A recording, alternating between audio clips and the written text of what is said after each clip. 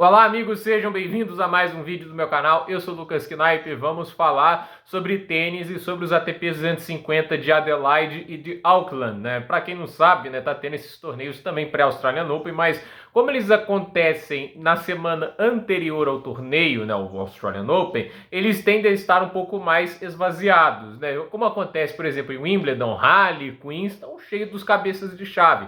Mas na semana seguinte, né, aí já tem uma esvaziada grande. Por quê? Porque está muito próximo do Grand Slam e o pessoal quer chegar com um pouco mais de energia. Porque jogar profissionalmente, né, você está disputando um título, um torneio, é sempre muito mais intenso e desgastante do que você está treinando, né? Óbvio, você ganha muito mais ritmo e confiança jogando de verdade, mas de qualquer maneira, né, você só quando está bem desesperado por ritmo que você faz esse tipo de assim, atitude de ir direto para o torneio. E a gente está vendo aqui esses torneios, assim, muitos jogos já aconteceram aqui, né? Eu acabei não cobrindo todos eles, né? No final de que eu vou perder só uma rodada aqui, mas falando aqui, né, tipo, por exemplo, vamos falar primeiro de Adelaide, né? A gente já teve, por exemplo, eliminação de Bautista Agut na primeira rodada, Davi Goffin começando muito mal o ano, mais uma derrota por 2-0, e o Bublik também perdendo pro Kecmanovic. Então, assim, vamos falar agora desses jogos. Peço que você deixe seu like, se inscreva no canal, compartilhe esse vídeo. Eu vou tentar trazer o resto do torneio também. Já peço desculpas que eu não falei dos campeões, né, da semana passada, né, porque, assim,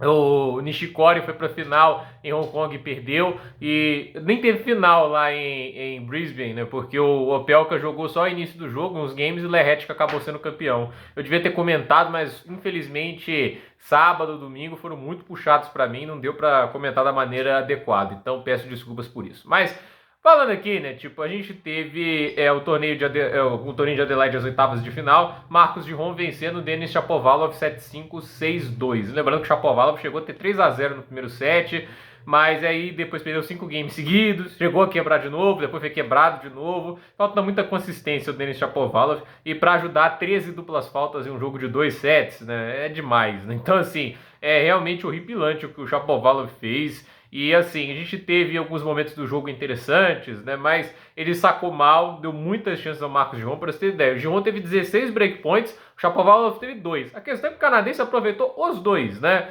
E enquanto o Giron, ele aproveitou 5 dos seus 16. Mas foi o suficiente para ganhar do canadense por 2-0. O Aliassime, né? Eu já tava assim meio desanimado com o primeiro set dele. Ele levou um couro do Arthur Kazuks, levou um 6-1. Mas ele foi melhorando com o passar da partida, embora, assim, nada de se dizer, né? Ele demorou, né, para dar uma engrenada no jogo, chegou a ter que salvar breakpoints, momentos muito dramáticos no terceiro set, mas conseguiu a vitória, né? 1-6, 6-4, 7-5, 2 horas e 33. É aquele negócio, ganhou, mais uma vitória no ATP, isso é importante, mas podia jogar um pouquinho menos de drama, né? O Aliassime, ele não consegue fazer o jogo sem drama atualmente, é um pouco complicado isso. Então, assim, eu acho que o Aliassime ainda não me convenceu que voltou. Ele mostra que ainda tá ali aquele tenista que brilhou em 2022, mas ainda não tá tão convincente o nível de tênis dele, mas consegue a vitória e avança às quartas de final. O Kecmanovic venceu o Christopher O'Connell por 2-0, 7-6, 6-2. Uma primeira parcial mais apertada, né? O O'Connell chegou a ter quebra-frente, mas o Kecmanovic devolveu logo em sequência. Um segundo set bem mais tranquilo, conseguiu ali quebrar o australiano 2 vezes e manter a vantagem ali sem ser muito ameaçado. Então, boa vitória para o tenista sérvio, que tenta se recuperar na questão de nível tenístico, né, que ele ficou bem abaixo do que ele produziu, por exemplo, em 2022. A gente teve o Hidekata vencendo o Brandon Nakashima. O Nakashima deu uma empolgada no final da temporada passada, mas começa essa temporada abaixo, hein? Conseguiu ali um primeiro set, assim, foi muito ruim o início, levou 4-0 logo de cara do Hidekata. No segundo set ele conseguiu até dar uma reviravolta, fazendo 6-3, mas acabaria perdendo o jogo no tie-break do terceiro set com 7-5 para o tenista australiano, que avança as quartas de final, lembrando que era um lucky loser, né? O Litu acabou perdendo, né, para o Benjamin Bonzi, né, o tenista australiano, que até deu um trabalhinho lá para o Alcaraz no US Open no ano passado, porque o US Open horrível do espanhol, e duplo 6-3 para o Bonzi, que veio de uma temporada passada em que ele foi muito forte no fim de ano nos Challengers, e agora está conseguindo recuperar ranking até mesmo nos torneios ATP. A ver o Bonzi, hein? Tá jogando muito bem, duplo 6-3, está nas quartas de final. O Sebastian Korda não teve nenhuma dificuldade ali para ganhar do Alejandro Davidovich Fokina, duplo 6-3. Assim, o Fokina teve 5 breakpoints, não a justiça ele, mas Assim, ele salvou todos eles, né? No primeiro saque, o Korda ganhou 86% dos pontos. O segundo foi o problema, né? Só 35%. Por exemplo, lá no segundo saque, o Fokina ganhou 43%, mas com o primeiro só 63%. Não é um grande sacador o Davidovich Fokina, mas é isso, né? O Korda tem o estilo de jogo dele muito agressivo, comete muitos erros, mas quando encaixa mais do que erra, né? Em termos de proporção, winners, erros não forçados, é muito chato de jogar, não te dá muito ritmo, tem recursos muito vastos, tanto para backhand e forehand, direciona bem os golpes. É um tenista complicado, o Sebastian Korda, de enfrentar. O Tommy Paul vai enfrentar o Guinard, também tenista francês que veio de Lucky Loser, teve dificuldades, mas venceu, né? E tá 2 vitórias de entrar no top 10, né? 6-4, 3-6, 6-3. O tenista também que não jogou muito recentemente, tá querendo ganhar um pouco de ritmo e conseguiu aí uma vitória difícil, mas ela acaba vindo aí um bom momento para o tenista americano que pode chegar no Australian Open com um ritmo extra, caso ele consiga aproveitar essas rodadas finais aí do torneio de Adelaide. A gente também teve o Kokkinakis ganhando o Etcheverry num jogo dramático, 3 horas e 2 minutos. Primeiro set 7-5 para o Kokkinakis, no segundo 6-4 para o Etcheverry. E aí a gente teve o set final, que foi se arrastando até o tie-break. E no tie-break o Kokkinakis fez 7-4 e conseguiu a vitória, 2-1. Então, bela vitória aí para o tenista australiano Thanasi Kokkinakis. E assim, os jogos que teremos para o torneio de Adelaide. Tommy Paul, Henrique Hijikata, isso às 11 da noite, né? Meia-noite e meia, assim, um jogo que vem em sequência. Vai ser Félix Auger-Aliassime e Marcos Giron. A gente também vai ter Kecmanovic contra o Bonzi, Thanasi Kokkinakis contra o Sebastian Korda. Essas são as quartas de final do torneio de Adelaide, né? E a gente vai agora para Auckland, que é na Nova Zelândia, né? Por algum motivo, num fuso horário que deveria ser pior, os jogos começam mais cedo. Coisas que a gente só vai conseguir entender mesmo lá no que funciona lá as ordens de os eventos têm que ser mais cedo, mais tarde, né? Nunca se sabe o que se passa aí na cabeça dos organizadores, né? A gente teve o Bazar Verdi, Varedini, acho que é assim que chama, né? Tipo, é um tenista que foi muito bem, inclusive, lá no ATP Next Gen, né? Ele veio de uma vitória muito boa contra o Alejandro Tabilo, que se não me engano era o defensor do título, 6-4, 5-7, 6-4, grande vitória para o tenista americano, que vai às quartas de final. É um cara que, pelo que comentaram aqui no canal, tava nem fazendo challengers no início do ano passado, né? E agora, jogando torneios ATPs e indo já umas quartas de final dele, é impressionante, né? Então, ele tá usando muito bem aí, passou pelo qualificatório e vence um tenista que, a meu ver, é bem interessante em quadras duras, embora não comece bem o ano, Alejandro Tabilo. Então, um jogo de 2 horas e 23, 6-4, 5-7, 6-4 para o Bazar Varedi, acho que é assim que podemos chamá-lo, né? A gente teve também os Izubergs vencendo o Luca Nardi, né? 2 tenistas que vieram do qualificatório, vitória tranquilíssima para os Izubergs, 6-1, 6-4.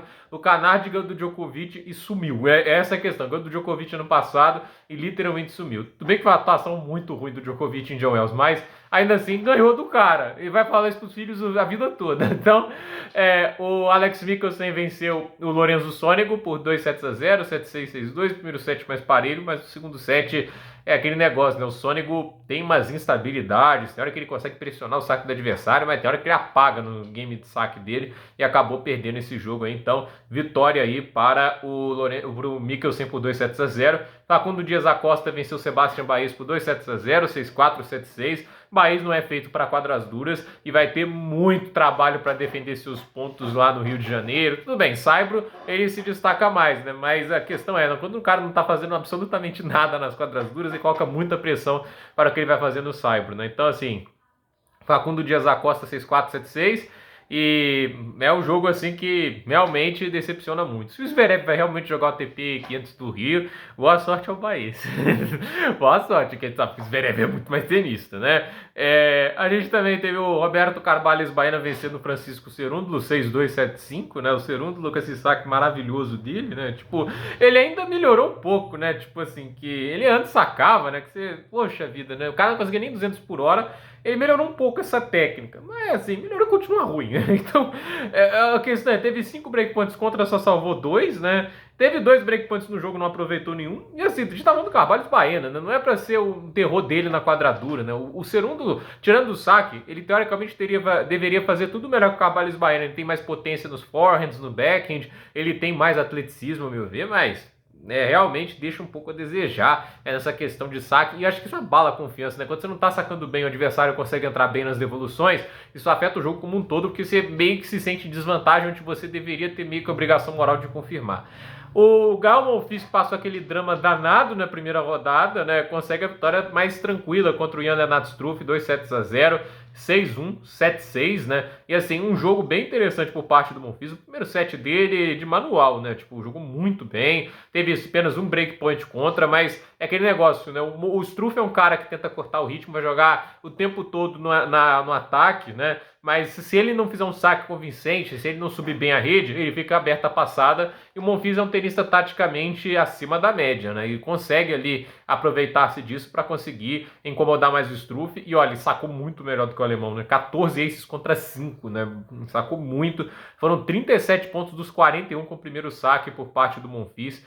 E, por exemplo, o Struff teve 71%. Não é baixo, mas também, assim, pro estilo dele, não é autossuficiente, né? E o Gael Monfils foi gerindo bem e conseguiu essa bela vitória contra o tenista alemão. Legal ver o Gael Monfils conseguindo essas vitórias e resistindo e conseguindo mais uma vez quartas de final no torneio ATP. E a gente também teve o Nuno Borges ganhando do Mariano Navone. Um destaque ao Mariano Navone, ele tá jogando melhor em quadras duras. Óbvio que ainda tem muito o que se fazer.